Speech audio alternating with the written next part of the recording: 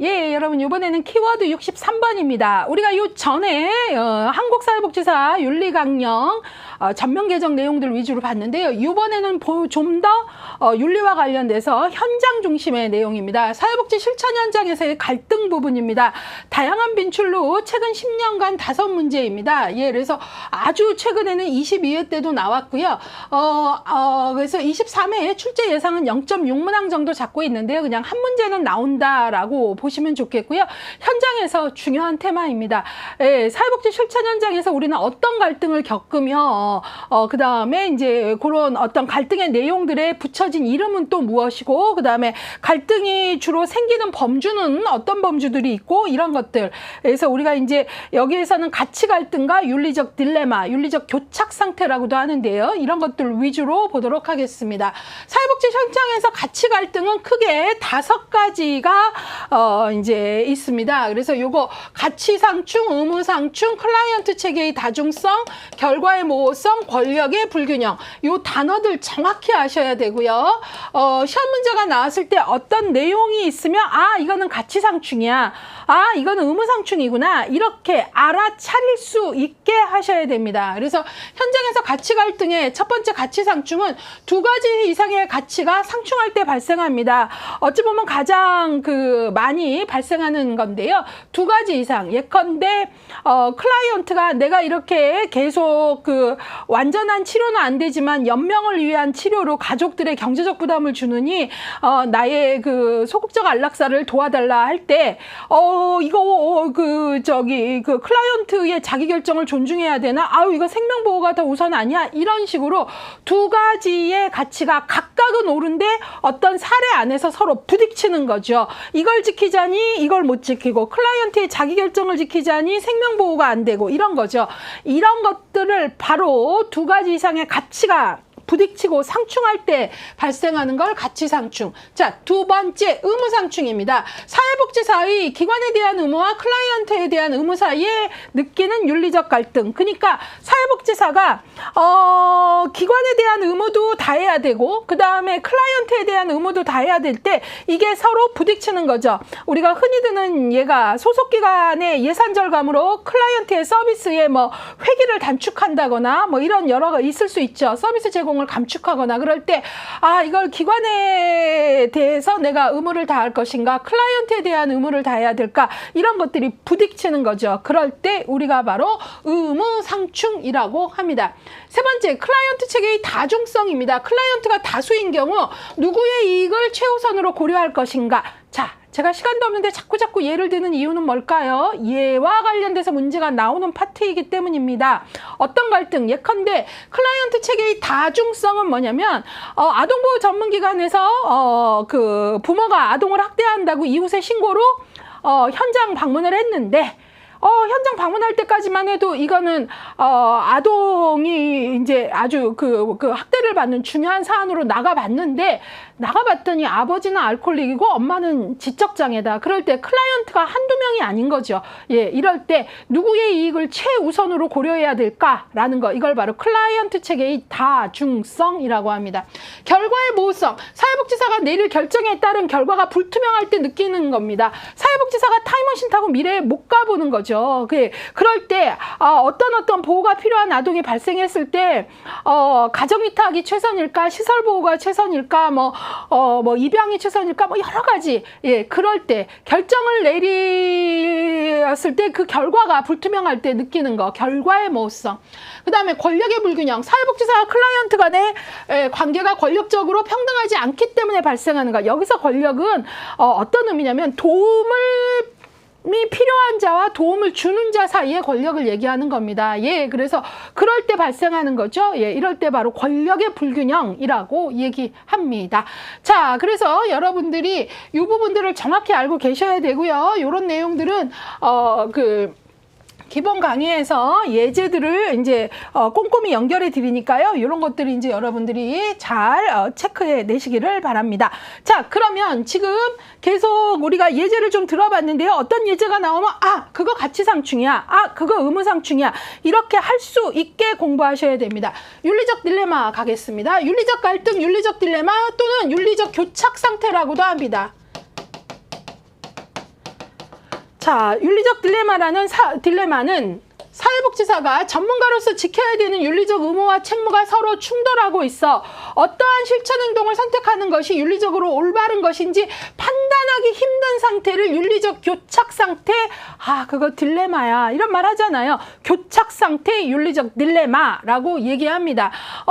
우리가 이 윤리적 딜레마라는 것은 뭐 아까 가치상충 같이 뭐 자기결정을 지키자니 생명보호를 못 지키고 뭐 이런 식으로 각각은 옳지만 어떤 사례 안에서 이걸 지키자니 이걸 못 지키고 이걸 지키자니 이런 것들을 딜레마, 교착 상태라고 하고요. 이제 윤리적 갈등이 주로 발생하는 그 범주가 있어요. 그 세 가지가 바로 뭐냐면 직접 실천에서 발생하는 윤리적 갈등, 사회복지 정책 및 프로그램 차원에서의 갈등, 기관의 동료와의 윤리적 갈등, 이 세 가지 범주 좀 기억을 해주세요. 직접 실천은 뭐 가장 많이 발생하는 거죠. 직접 실천에서 아까 같이 뭐 생명보호냐 자기결정이냐 뭐 이런 거 있는 것, 이것들이 직접 실천에서 발생하는 거고요. 두 번째로 정책 및 프로그램 차원의 갈등이라 함은 분배의 문제입니다. 빵은 8개인데 사람은 뭐 10명이다 그럴 때 어떤 기준으로 어떤 우선순위로 나누는 게 가장 합당할까 이런 것들이겠고요. 분배의 문제라는 거죠. 이거는. 자, 그 다음에 기관 및 동료와의 윤리적 갈등 이런 거죠. 내 동료가 여차저차한 인생의 괴로운 일로 인해서 계속 술을 퇴근하면서 마시면서 이게 장기화돼서 지금 알코올릭 상태가 됐는데 내가 보기에는 너무 짠하고 그 사연도 알지만 계속 알코올릭 상태에서 근무를 하는 경우에 이거를 기관에 알려야 되나 아닌가. 왜냐면 나는 클라이언트의 이익을 최우선한다라고 윤리강령에서 선언을 했는데 이런 것들이 바로 기관 및 동료와의 윤리적 갈등의 한 예가 될 수 있겠습니다. 자, 현장은 바로 이런 곳이라는 거지요. 예, 그래서 이거 보시고요. 그 다음에 우리가 생각할 때 윤리적 딜레마, 윤리적 갈등하면 어느 하나를 지키자니 어느 하나를 지킬 수 없는 이 상황만 생각을 하는데 꼭 그렇지만도 않아요. 어떤 거는 하나인데도 그거를 지킬 수 있는 경우와 지킬 수 없는 경우가 발생한다라는 거죠. 그런 쟁점들이 있어요. 예컨대 자기결정과 비밀보장 같은 게 대표적인 겁니다. 자기결정 존중하고 비밀보장 지키는 거 아주 중요한데 지켜줄 수 없는 경우가 있다라는 거죠. 뭐 자세히 설명하자면 길지만 그냥 짧게 자신이나 타인에게 위해가 되는 거 지켜줄 수 없고요. 그 다음에 범죄 행위와 연결된 거 지켜주기 어렵다라는 거죠. 클라이언트가 만약에 뭐월 뭐 언제 몇 시에 나는 어떤 방법으로 자살을 할 거다. 선생님만 알고 계셔라. 이거 지켜줄 수 없는 자기결정이고 지켜줄 수 없는 비밀보장이라는 거죠. 그래서 바로 어떤 한 가지 사안이라 하더라도 자기결정 중요하고 비밀보장 중요하고 지켜줘야 될 내용이지만 지킬 수 없는 예외가 있다라는 거예요. 기본서에 가시면 예외까지 자세히 다 정리해드리고 있는데 여기서는 그 정도 보고 가겠습니다. 그래서 시험 문제에서도 지켜줄 수 있는 비밀보장과 지켜줄 수 없는 경우, 지켜줄 수 있는 자기결정과 지켜줄 수 없는 경우 이런 것들을 물어볼 수 있다라는 거지요. 예, 뭐 진실성의 의무는 이제 클라이언트에게 사회복지사가 정직하게 실천 내용을 알려줄 책임인데요.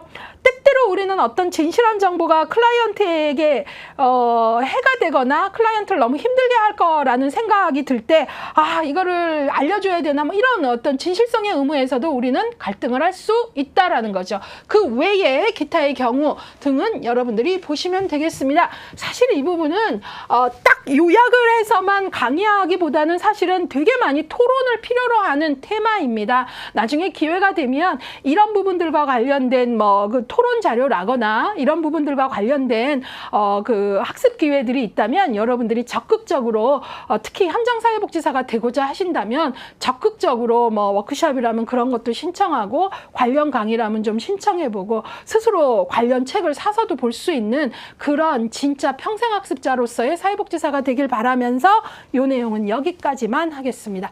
자, 기출문장 체크 가도록 하겠습니다. 기출문장 체크는요, 이제 뭐 여러 가지가 있는데 일단은 제가 이런 식으로 좀 잡아봤습니다.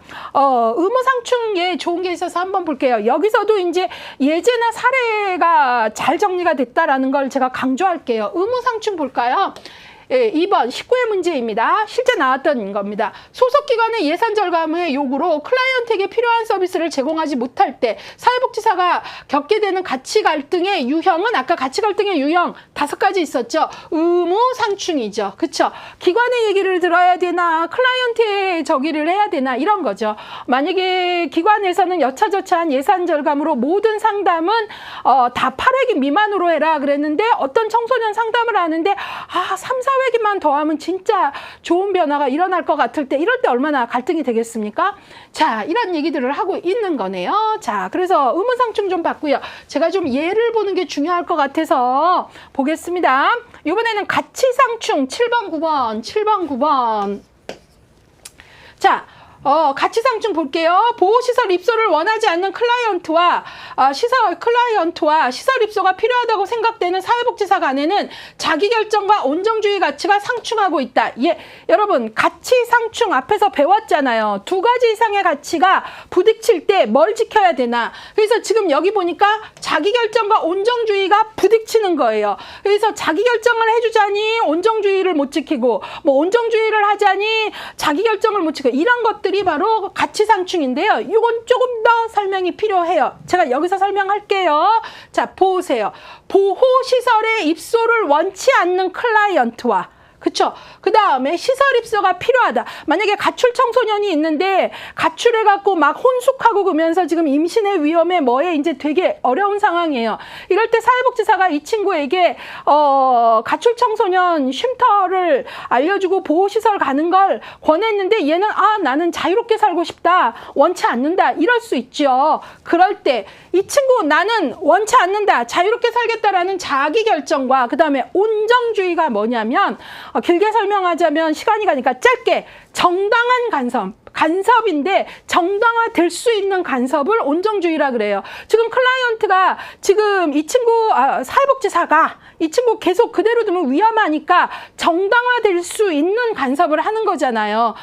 청소년 쉼터에 갈 수 있도록. 근데 바로 정당화될 수 있는 간섭인 온정주의는 사회복지사 입장이고 나는 내가 결정하는 대로 그냥 가출한 상태에서 살겠다 하는 거. 이게 부딪히는 거죠. 예, 그래서 이걸 바로 가치 상충이다라고 얘기하는 거죠. 예, 그래서 2가지 가치가 부딪히고 있다라는 겁니다. 자, 이번에 8회 문제 볼게요. 가치 상충의 예. 자녀를 갖기 원하는 지적장애 여성 클라이언트의 자기결정권과 결정권에 대해 사회복지사 PC는 자녀 양육 등의 생활상의 어려움을 염려하고 있다. 그쵸? 지금 이 여성은 지적장애 여성이에요. 예, 이 여성도 자녀를 갖고 싶은 욕구를 갖는 건 인간으로서 우리가 인정해줘야 되는 욕구인데 또 사회복지사는 한편 이 여성은 나는 임신을 하고 싶고 자녀를 갖고 싶은 자기결정을 주장하는데 사회복지사는 이 여성이 갖고 있는 지적장애 수준이 아이가 태어났을 때 생명 보호를 할 수 있는 판단 능력 그 다음에 양육과 케어를 제대로 할 수 있는 부분 이런 부분에 생명보호라는 부분에서 이게 우려가 되는 거죠. 그럴 때 바로 지적장애 여성의 자기결정이라는 가치와 생명보호가 부딪히는 거죠. 그래서 이러지도 저러지도 못하게 되는 딜레마를 얘기하는 거죠. 그걸 바로 가치상충이다라고 얘기하는 거죠. 자, 이렇게 예제를 잘 모아주고 있네요. 예. 자, 그래서 그런 것들 보고요. 그 외에도 이제 뭐 여러 가지가 있는데 여기에서는 그런 것들 보고 제가 나머진 다 읽지 않고요. 조금 정확히 읽어야 되는 문장들만 좀 볼게요. 4번 좀 보실까요? 4번. 윤리적 갈등 상황에서 적용되는 윤리기준은 지속적으로 변화한다. 예, 여러분 윤리기준은 변화합니다. 그래서 절대적인 게 있고 또 변화하는 것들이 있어요. 왜냐하면 시대나 상황에 따라 달라질 수 있는 요소들이 있고 그래서 우리가 추가되고 신설되고 삭제되고 이런 그래서 사회복지사 윤리 강령도 어때요? 개정이 계속되고 5차 개정까지 온 거예요. 그렇기 때문에 윤리기준은 절대 바뀌면 안 돼. 이게 아니라 변화된다, 변화한다가 옳은 문장이다라는 걸 보셔야 되겠습니다. 자, 그 다음에 12번 문장도 한번 볼까요? 예, 사회복지사가 윤리적 딜레마에 직면했을 때 슈퍼바이저와 상의하고 클라이언트와 함께 결정하는 것이 필요하다. 예, 그래서 우리가 딜레마가 생겼을 때 어떤 과정에 결정을 하는 게 중요할까? 이런 문장들도 한번 봐주시기를 부탁드립니다. 그 정도 보고 가겠습니다. 자, 이번에는 이번에는요, 두 번째 스텝으로 가서 기출 확인, 대표 기출 19회 문제, 아까 제가 얘기했는데 문제로 나온 거 한번 짚고 가야 될 것 같아서 넣었습니다. 대표 기출이기도 하고요. 19회 문제입니다. 소속기관의 예산 절감 요구로 클라이언트에게 필요한 서비스를 제공하지 못할 때 사회복지사가 겪게 되는 가치 갈등은 5가지 중에 가치상충, 의무상충, 결과의 모호성, 힘 또는 권력의 불균형, 클라이언트 체계의 다중성이라는 5가지의 가치 갈등 중에 이 내용은 기관에 대해서 내가 의무를 다해야 되나, 클라이언트에게 대해서 의무를 다해야 되나 하는 의무상충이다라는 거죠. 71%의 정답률 보이고 있습니다. 문제 이런 식으로 나온다라는 거 조금 짚어주시고요. 거기 보시면 알짜 확인해서 실천 과정에서 발생할 수 있는 가치 갈등, 윤리적 갈등 상황을 생각해보고 사회복지사가 어떤 기준에 따라 어떤 선택을 해야 되는지를 생각해보는 힘이 필요하다. 덧붙임 보겠습니다. 의무상충과 가치상충을 헷갈려하는 수험생들이 종종 있다. 예, 그래서 가치상충 상황은 두 개 혹은 그 이상의 가치 중에 어떤 것을 우선해야 하는가를 판단할 때이고, 예, 그래서 이를테면 클라이언트 자기결정과 생명보호 이런 게 부딪힐 때죠. 그러니까 가치상충과 의무상충 헷갈리지 말아라 라고 알려주고 있습니다.